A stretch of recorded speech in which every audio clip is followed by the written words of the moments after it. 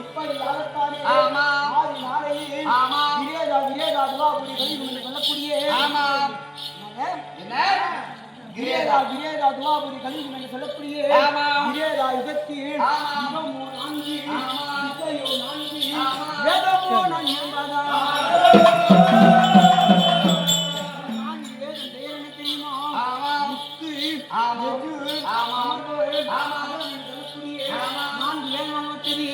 மாலாய மகா விஷ்ணுவிலே 4 வேதத்தை பாலன் செய்ய வேண்டும் என்று சொல்லி மகனாக பிரம்மதேவனிடத்தில் கொடுத்து மகனே பிரம்மதேவா 3 வேதத்தை தானம் செய்து 4 வேத தர்மத்தை பாலன் செய்ய வேண்டாம்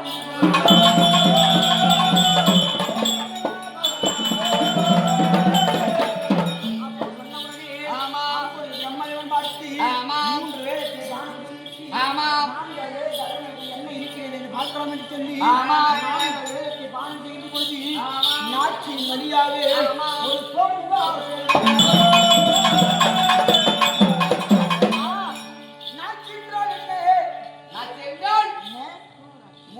நாச்சி என்றால் மூக்கு. இந்த மூக்கின் துவாரத்தின் வெளியாக ஒரு சோமுகாசுரன் பிறந்து பிரம்மதேவன் கையை காலை கட்டிவிட்டு 4 வேதத்தையும் தேடிக்கொண்டு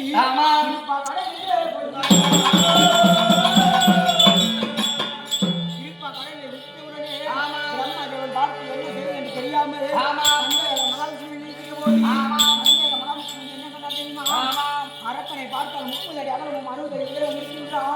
இந்த வருடத்தில் போனால் வருடத்தில் எதிர்த்து சண்டை செய்ய முடியாது. 4 வேதத்தை கைப்பற்ற முடியாது. அவனை மதிக்க வேண்டும்